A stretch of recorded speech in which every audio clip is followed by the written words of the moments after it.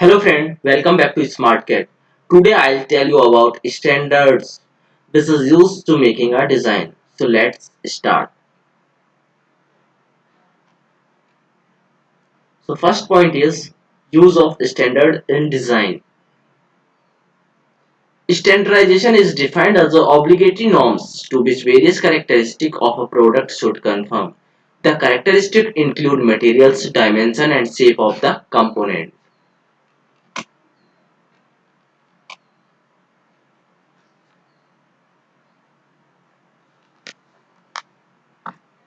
Standardisation को अनिवार्य मानदंडों के रूप में परिभाषित किया गया है जिससे किसी प्रोडक्ट की विभिन्न विशेषताओं की पुष्टि होनी चाहिए जैसे materials, dimension and shape of the component. Standardisation is also applicable for testing and method of marking, packaging and storing of the product. Standardisation का यूज इसके अलावा किसी भी एक मेथड की testing, marking, packaging and storing में करते हैं. In a simple way product की testing, marking method, packaging, product storing में भी स्टैंडर्डाइजेशन का यूज होता है. The following standards are used in mechanical engineering design. Mechanical engineering design के अंदर बहुत सारे स्टैंडर्ड यूज होते हैं, तो हम उनके बारे में पढ़ते हैं. Standard for materials, there chemical composition, mechanical properties and heat treatment. Materials के लिए भी स्टैंडर्ड होता है, केमिकल कंपोजिशन के लिए स्टैंडर्ड्स होता है, मैकेनिकल प्रॉपर्टीज और हीट ट्रीटमेंट के लिए भी कुछ स्टैंडर्ड्स होते हैं. Standard for shape and dimension of commonly used machine element. Commonly used machine element के अंदर उसके शेप्स एंड डायमेंशन के लिए भी स्टैंडर्ड्स होते हैं. Standard for fits, toll length and surface finish of the component. Fits, toll length और surface finish के लिए भी कुछ स्टैंडर्ड्स होते हैं. Standards for testing of product, और प्रोडक्ट की टेस्टिंग के लिए भी कुछ स्टैंडर्ड्स होते हैं. Standard for engineering drying of components. किसी भी कंपोनेंट की इंजीनियरिंग ड्राइंग बनाने के लिए भी कुछ स्टैंडर्ड्स को फॉलो किया जाता है. सो फ्रेंड्स, सबसे पहले हम पढ़ते हैं standards for material, there chemical composition, mechanical properties and heat treatment. Indian standards IS 210 specifies 7 grade of grey cast iron designated as FG150, FG200, FG220, FG260, FG300, FG350 and FG400.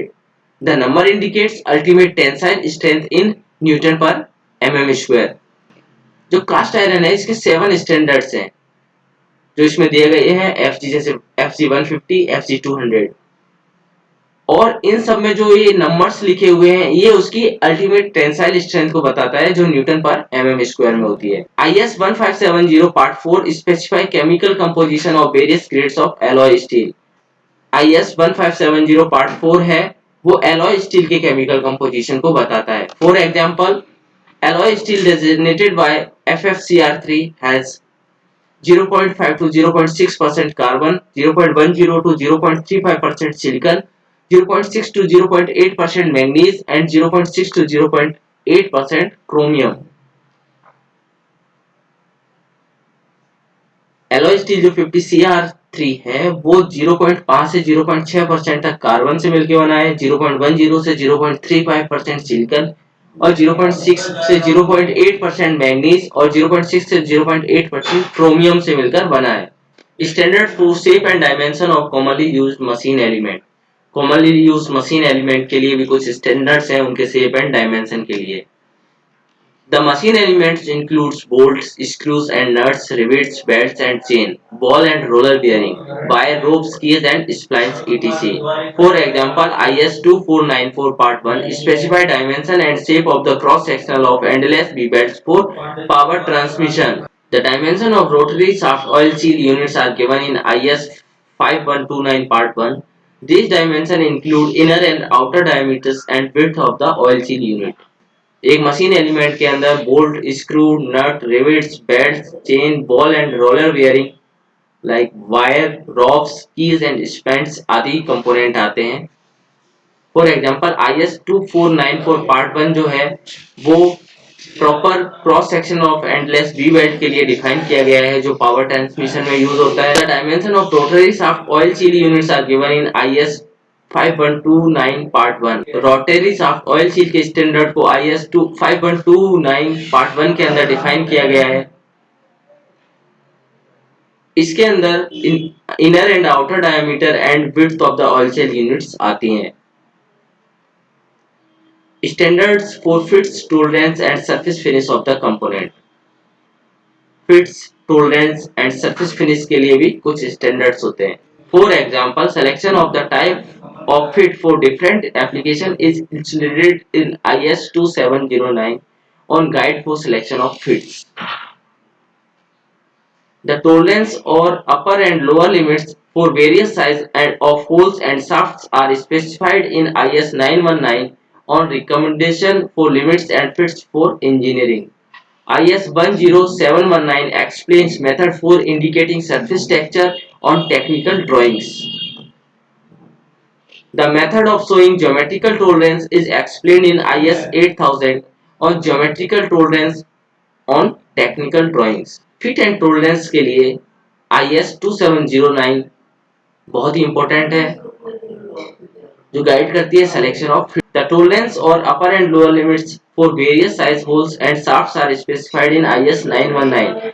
IS 919 के अंदर holes और shaft की tolerance को define किया गया है। IS 10719 के अंदर सरफेस टेक्सचर और टेक्निकल ड्राइंग्स को डिफाइन किया गया है।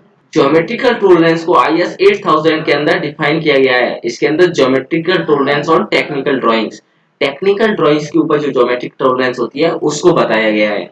Next, standard for testing of products. किसी भी प्रोडक्ट की टेस्टिंग के लिए जो स्टैंडर्ड्स होते हैं उसके बारे में पढ़ते हैं।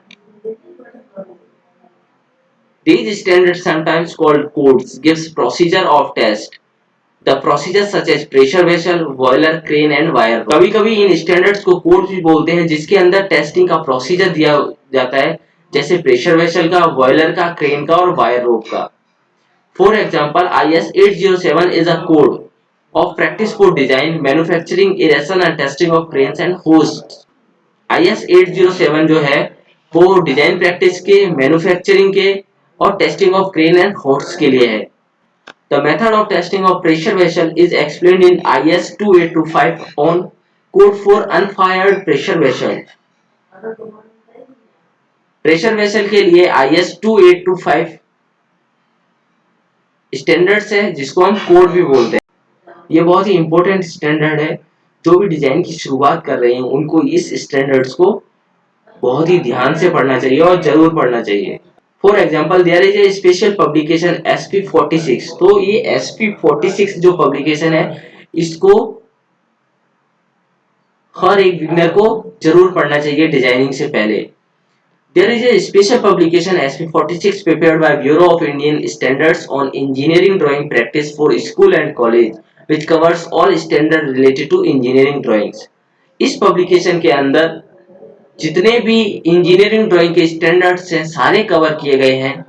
यहाँ पर दो वर्ड बताए गए हैं, स्टैंडर्ड एंड कोड, जो कि स्टैंडर्ड्स के अंदर यूज होते हैं। A standard is defined as the set of specification for parts. एक स्टैंडर्ड को डिफाइन किया जाता है set of specification of part. किसी स्टैंडर्ड को उस पार्ट के स्पेसिफिकेशन और उसके मटेरियल और प्रोसेस के द्वारा डिफाइन किया जाता है। The objective of a standard is to reduce the variety and limit the number of items to a reasonable level. There are three types of standard used in design office. They are as follows: company standards, national standards and international standards. Standards का जो objective होता है वो ये होता है कि variety and number of limits को रिड्यूस कर देना। मतलब किसी एक पार्ट्स की अलग अलग वैरायटी होती है, उसको रिड्यूस कर देना, वो पार्ट हर जगह कॉमन रहे, इसलिए स्टैंडर्ड्स का यूज होता है। स्टैंडर्ड्स थ्री टाइप्स के होते हैं। एक तो होता है कंपनी स्टैंडर्ड्स। एक कंपनी अपने खुद के लिए कुछ स्टैंडर्ड्स बनाती है, वो कंपनी स्टैंडर्ड्स बोलते हैं। नेशनल स्टैंडर्ड्स, एक नेशन के अंदर जो स्टैंडर्ड्स फॉलो किए जाते हैं वो नेशनल स्टैंडर्ड्स होते हैं। And third one is international standards. जो कंप्लीट वर्ल्ड के अंदर फॉलो किए जाते हैं वो उनको बोलते हैं इंटरनेशनल स्टैंडर्ड्स।